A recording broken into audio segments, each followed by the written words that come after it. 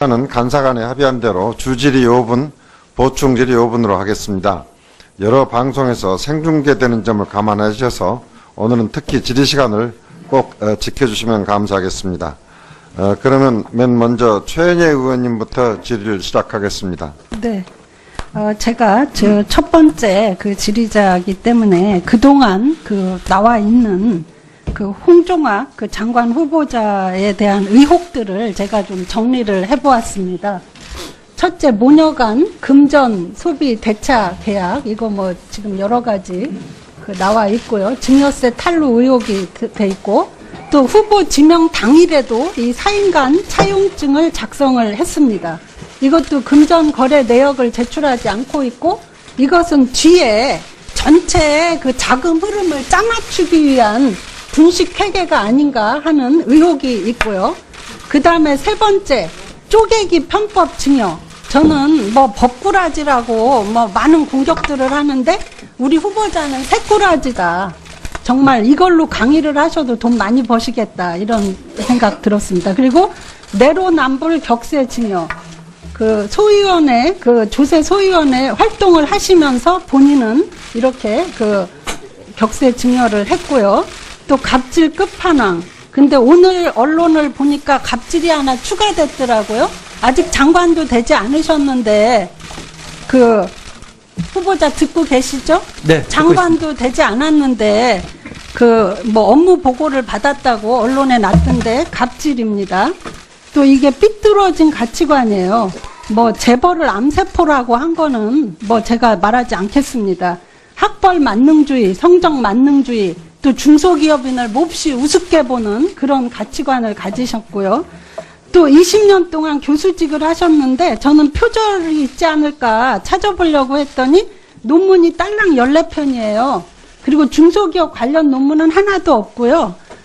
이 논문들이 대부분 비슷합니다. 그래서 두 개의 논문 같은 경우는 길지도 않아요. 20몇 페이지 쓰는 데서 40% 이상이 똑같은 내용을 베껴 쓴 부분이 있어요. 근데 각 주에다가 내가 앞에 걸 베끼겠다 이렇게 써놓으셔가지고 표절이라는 형식적인 거는 피해 갔는데 하여튼 이렇게 의혹이 많습니다. 그런데 이렇게 의혹투성이에 우리 후보를 사퇴시켜도 부족한데 청와대와 더불어민주당에서 오히려 후보를 감싸고 있어요. 아주 안간힘을 쓰시거든요.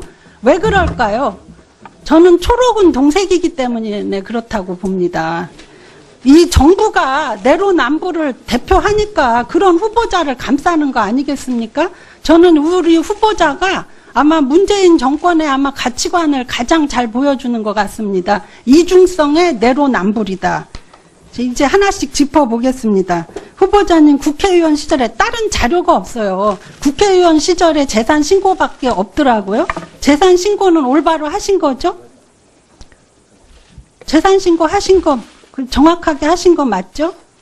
네, 국회의원 맞습니다. 시절에, 그죠? 확실하게 하신 거죠, 그죠? 네, 제가 그거밖에 자료가 없더라고요. 그래서 제가 국회의원 시절에 재산을 좀 따져봤습니다. 2015년 12월 31일 날 하셨고, 국회의원을 마치시는 2016년 5월 29일 날 하셨더라고요. 근데 이게 보니까 현금성 자산, 부동산 이런 거 빼고 현금성 자산을 보니까 부부가 합해가지고 14억 7천만 원이에요. 그리고 국회의원을 마치면서 보니까 12억 5,300만 원으로 신고를 했어요. 5개월 사이에 2억 2천만 원이 이제 감소하신 거죠. 그런데 이 5개월 동안 배우자와 장녀는 충무로 건물과 토지, 평택시 지산동 토지 등 현금을 지불을 많이 합니다. 증여세도 지불을 하고. 그래서 이 들어간 돈과 나간 돈을 다 따져보니까 지금 이렇게 나간 돈은 7억 3천이 나갔는데 이 재산은 2억 5천밖에 감소를 안 했어요. 이 5억 1천만 원의 출처가 지금 불분명합니다. 이게 현금으로 어떻게 다 하신 건지 이것은 제가 볼 때 명백한 공직자 재산 신고의 누락이든 의도적 고의적 탈락이든 하여튼 제12조 공직자윤리법 12조 성실 등록 의무를 위반한 것이 확실하고요. 이것은 공직자께 계신다면 해임도 될 수 있을 만큼 엄청난 그러한 그 위중한 것입니다. 그래서 그리고 만일에 이것을 재력가인 장모한테 증여를 받으셨다면 증여세 탄로가 되는 거죠. 그래서 제가 생각할 때 지금 후보자가 여기 앉아서 장관 되시겠다고 청문회 하실 지금 여가가 없어요. 지금 국세청 조사 들어가면 세금 탈루 고액 체납자 지금 추진당하게 생겼습니다. 그거 대비하셔야 된다고 저는 생각합니다. 네, 최 의원님 수고하셨습니다. 다음은 이훈 의원님 질의하시겠습니다. 예, 후보자님. 후보자님, 소위 우리 문재인 정부에서는 5대 결격사라는 게 있어요. 5대 결격사에 하나도 해당은 안 되시더라고요. 함에도 네, 불구하고 우리 장관님에 대해서, 장관 후보자님에 대해서 이렇게 언론에서 논란 벌이는 이유가 뭐라고 생각하십니까? 그동안 제가 부족하게 살아왔다고 생각을 하고 있습니다. 겸허하게 반성을 하고 있고요. 다만 우리 사회의 구조적 모순을 해결하기 위해서 제가 열정적으로 일하는 가운데에서 많은 분들에게 피해를 준 것 같습니다. 특히 재벌 문제라든가 아니, 저는 후보자님이, 시민사회단체 시절에는 잘 모르겠지만, 지난 국회의원 시절 활동한 거에 대해서는 저도 개인적으로 보고 배울 게 있다고 좀 생각하고 열심히 하신 걸로 생각을 합니다. 문제는, 증여세 납부 다 하셨어요. 세금도 납부 다 하셨는데, 납부했는데도 이제 문제가 된 것처럼. 이거는 저는 그렇게 봅니다. 후보자님이 열심히 하신 것도 있고, 또 하나는 후보자님에 대한 기대가 사실은 19대 국회 활동이나 이런 거 봤을 때 기대가 컸는데 그 기대에 못 미치는 사실은 삶이었다라고 판단한 분들도 없지 않아 있으신 것 같고 정서적으로 보면 이것이 갖는 간극 때문에 후보자님에 대해서 너무 큰 기대로 인해 가지고 사실은 정서적으로 좀 부합하지 않은 측면이 있다는 보이는 생각이 좀 그렇게 듭니다. 관련해서 몇 가지 말씀 좀 드리고 싶은데 후보자님께서는 19대 의정활동 내내 부의 대문을 이제 적극 비판해 오셨어요. 사실은. 과다한 상속 증여가 이루어질 경우 부의 대물림으로 인해 근로의 의욕을 꺾을 수 있다는 점에서 적정한 제어가 필요하다. 이런 말씀을 좀 하셨는데 제가 보면서 함에도 불구하고 이제 증여세를 많이 내시고 사실은 많은 일반 서민들 입장에서 보면은 참 평생 모아도 될 돈을 그냥 증여를 받으시면서 이런 과정이 있었습니다. 증여 자체가 나쁘다고 생각하십니까?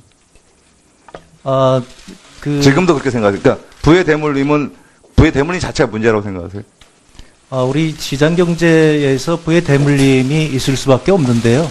그것이 과도하게 될 때 건전한 시장경제의 발전을 저해한다는 생각이 지금도 그렇게 생각하시죠? 네, 지금도 그렇게 생각하고 있습니다. 예, 본의원도 보니까 국회의원 임기 중에 부의 대물림 적극 비판하시면서 자녀분이 이 장모님한테 상속 받기 이전에 세대 생략 증여 산출에 관련해 가지고 30% 50% 상해 조한 법안도 발의를 하셨더라고요. 네, 발의한 적이 있습니다. 예, 증여세를 내야 될 형편에서 그 전에 이런 법 내면은 아깝지 않으세요? 네, 더 내야 되는데 이 통과되면. 제가 공적인 일을 하면서 제 사적인 이익을 생각해 본 적이 없습니다. 그래서 과거서부터 우리 경제의 문제점을 제가 지적을 했고 그런 면에서 상속 증여세, 보유세는 계속적으로 인상을 해야 된다고 주장을 해왔고 지금도 그것이 옳은 방향이라고 저는 생각하고 있습니다. 그래서 이 증여세 관련해서 저는 뭐 개인적으로 증여받은 바가 없어서 쭉 우리 장관, 지난 정부에서 우리 장관님 하시거나 총리 하셨던 분들 봤더니 정원 국무총리도 본인 아들 부부한테 주택 등등 증여했다는 의혹 다 있었는데 그냥 통과돼 총리 잘하셨고 현호석 경제부총리님도 보니까 아들 뭐 1억 원 예금 증여 지명 후에 나중에 지명 후에 이제 증여세 낙정 납부하셨고 딸 아파트는 대출 3억 끼고 편법 증여하셨고 이준식 사회부총리님 같은 경우도 29살 딸한테 10억대 아파트를 취득하면서 증여세 납부 확인이 아직도 안 되고 있는 걸로 돼 있었고요. 조윤선 여가부 문체부 장관 같은 경우도 엄마한테 이제 2억 원 빌렸다고 하는데 증여세 안 냈다고 나중에 사과까지 하셨고 윤상직 산자부 장관도 지명 후 장남에 대해서 예금에 대한 증여세 부분 나중에 또 그것도 내신 것 같고 대부분이 사실은 증여세 관련해서 탈루하셨다. 지명 이후에 이제 뒤늦게 다 납부하시고 대부분 그냥 또 무사 통과하셨어요. 근데 저는 이게 옳다고 생각하지는 않습니다. 근데 이제 분명히 증여세는 다 내시는 게 맞고요. 이게 맞고 저는 그 부분에 대해서는 잘하시다 생각하는데 다만 우리 장관님에 대한 기대가 그 정도 컸다라는 것 정도는 더 마음 깊이 좀 삼으셔야 될 것 같습니다. 그리고 뭐 제가 이건 해명할 거 아닌데 만약 절세를 한다고 생각하셨으면 이 충무로 건물 같은 경우 보면 배우자님이 4분의 1 가져가시고 자녀분이 4분의 1, 처형이 2분의 1 가져가셨어요. 이거 쪼개기 더하면은 증여를 세액을 좀 더 낮출 수 있는 거 아닙니까? 네, 저희가 당시 제가 현직에 있었기 때문에 법을 지키는 한에서 증여세를 더 내도 좋으니 최대한 해달라고 요청을 했고요. 그러면 이렇게 쪼개야 된 거는 절세를 위한 쪼개기였습니까? 아니면 그 증여자의 의지였습니까? 네, 어머님께서 그렇게 결정을 하셨고요. 당시 저는 현직이었기 때문에 그리고 당시 총선을 앞두고 있는 상황이었습니다. 그래서 어머님의 그 의사에 대해서 제가 크게 반대를 할 수가 없었습니다. 네. 지금 오늘 의원님들이 질의 시간이 5분이기 때문에 5분간의 질의와 답변이 동시에 이루어져야 하는 그 제약이 있습니다. 그래서 의원님들이 질의 위주로 시간을 쓰실 경우에 후보자께서 꼭 그 해명할 부분이 있으면 시간이 경과되더라도 위원장에게 요청하면 답변할 기회를 드리도록 하겠습니다. 네, 감사합니다. 다음은 김수민 의원님 질의하시겠습니다. 시간은 간사간에 합의한 대로 주질의 5분, 보충질의 5분으로 하겠습니다. 여러 방송에서 생중계되는 점을 감안하셔서 오늘은 특히 질의 시간을 꼭 지켜주시면 감사하겠습니다. 그러면 맨 먼저 최은혜 의원님부터 질의를 시작하겠습니다. 네. 제가 첫 번째 그 질의자이기 때문에 그동안 나와 있는 홍종학 장관 후보자에 대한 의혹들을 제가 좀 정리를 해보았습니다. 첫째, 모녀간 금전 소비 대차 계약, 이거 뭐 지금 여러 가지 나와 있고요. 증여세 탈루 의혹이 돼 있고, 또 후보 지명 당일에도 이 사인간 차용증을 작성을 했습니다. 이것도 금전 거래 내역을 제출하지 않고 있고, 이것은 뒤에 전체의 그 자금 흐름을 짜맞추기 위한 분식 회계가 아닌가 하는 의혹이 있고요. 그 다음에 세 번째, 쪼개기 편법 증여. 저는 뭐 법꾸라지라고 뭐 많은 공격들을 하는데 우리 후보자는 새꾸라지다. 정말 이걸로 강의를 하셔도 돈 많이 버시겠다 이런 생각 들었습니다. 그리고 내로남불 격세 증여. 소위원회 조세 하실 지금 여가가 없어요. 지금 국세청 조사 들어가면 세금 탈루 고액 체납자 지금 추징당하게 생겼습니다. 그거 대비하셔야 된다고 생각합니다. 네, 최의원님 수고하셨습니다. 다음은 이훈 의원님 질의하시겠습니다. 예, 후보자님. 소위 우리 문재인 정부에서는 5대 결격사라는 게 있어요. 5대 결격사에 하나도 해당은 안 되시더라고요.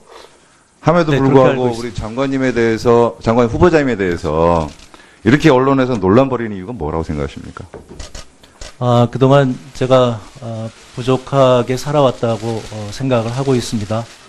겸허하게 반성을 하고 있고요. 다만 우리 사회의 구조적 모순을 해결하기 위해서 제가 열정적으로 일하는 가운데에서 많은 분들에게 피해를 준 것 같습니다. 특히 재벌 문제라든가 저는 후보자님이 시민사회단체 시절에는 잘 모르겠지만 지난 국회의원 시절 활동한 거에 대해서는 저도 개인적으로 보고 배울 게 있다고 좀 생각하고 열심히 하신 걸로 생각을 합니다. 문제는 증여세 납부 다 하셨어요. 세금도 납부 다 하셨는데 우리 후보를 사퇴시켜도 부족한데 청와대와 더불어민주당에서 오히려 후보를 감싸고 있어요. 아주 안간힘을 쓰시거든요. 왜 그럴까요? 저는 초록은 동색이기 때문에 그렇다고 봅니다. 이 정부가 내로남불을 대표하니까 그런 후보자를 감싸는 거 아니겠습니까? 저는 우리 후보자가 아마 문재인 정권의 가치관을 가장 잘 보여주는 것 같습니다. 이중성의 내로남불이다. 이제 하나씩 짚어보겠습니다. 후보자님 국회의원 시절에 다른 자료가 없어요. 국회의원 시절에 재산 신고밖에 없더라고요. 재산 신고는 올바로 하신 거죠? 재산 신고 하신 거 정확하게 하신 거 맞죠? 네, 국회의원 맞습니다. 시절에 네. 그죠? 확실하게 하신 거죠, 그죠? 네, 제가 그거밖에 자료가 없더라고요. 그래서 제가 국회의원 시절에 그 재산을 좀 따져봤습니다. 2015년 12월 31일 날 하셨고 국회의원을 마치시는 2016년 5월 29일 날 하셨더라고요. 근데 이게 보니까 그 현금성 자산, 뭐 부동산 이런 거 빼고 현금성 자산을 보니까 그 부부가 합해가지고 14억 7천만 원이에요. 그리고 국회의원을 맞부위원회 활동을 하시면서 본인은 이렇게 그 격세 증여를 했고요. 또 갑질 끝판왕. 근데 오늘 언론을 보니까 갑질이 하나 추가됐더라고요. 아직 장관도 되지 않으셨는데 그 후보자 듣고 계시죠? 네, 듣고 장관도 되지 않았는데 그 뭐 업무 보고를 받았다고 언론에 났던데 갑질입니다. 또 이게 삐뚤어진 가치관이에요. 뭐 재벌을 암세포라고 한 거는 뭐 제가 말하지 않겠습니다. 학벌 만능주의, 성적 만능주의, 또 중소기업인을 몹시 우습게 보는 그런 가치관을 가지셨고요. 또 20년 동안 교수직을 하셨는데 저는 표절이 있지 않을까 찾아보려고 했더니 논문이 딸랑 14편이에요. 그리고 중소기업 관련 논문은 하나도 없고요. 뭐 이 논문들이 대부분 비슷합니다. 그래서 한 두 개의 논문 같은 경우는 뭐 길지도 않아요. 20몇 페이지 그 쓰는 데서 40% 이상이 똑같은 내용을 베껴 쓴 부분이 있어요. 근데 각 주에다가 내가 앞에 걸 베끼겠다 이렇게 써놓으셔가지고 표절이라는 형식적인 거는 피해 갔는데 하여튼 이렇게 의혹이 많습니다. 그런데 이렇게 의혹투성이에 치면서 보니까 그 12억 5,300만 원으로 신고를 했어요. 5개월 사이에 2억 2천만 원이 이제 감소하신 거죠. 그런데 이 5개월 동안 배우자와 장녀는 충무로 건물과 토지, 평택시 지산동 토지 등 그 돈을, 현금을 지불을 많이 합니다. 증여세도 지불을 하고. 그래서 이 들어간 돈과 나간 돈을 다 따져보니까 지금 이렇게 나간 돈은 7억 3천이 나갔는데 이 재산은 2억 5천밖에 감소를 안 했어요. 이 5억 1천만 원의 출처가 지금 불분명합니다. 이게 현금으로 어떻게 다 하신 건지 이것은 제가 볼 때 명백한 공직자 재산 신고의 누락이든 의도적 고의적 탈락이든 하여튼 제12조 공직자윤리법 12조 성실 등록 의무를 위반한 것이 확실하고요. 이것은 공직자께 계시다면 해임도 될 수 있을 만큼 엄청난 그러한 그 위중한 것입니다. 그래서 그리고 만일에 이것을 재력가인 장모한테 증여를 받으셨다면 증여세 탈루가 되는 거죠. 그래서 제가 생각할 때 지금 후보자가 여기 앉아서 장관 되시겠다고 청문회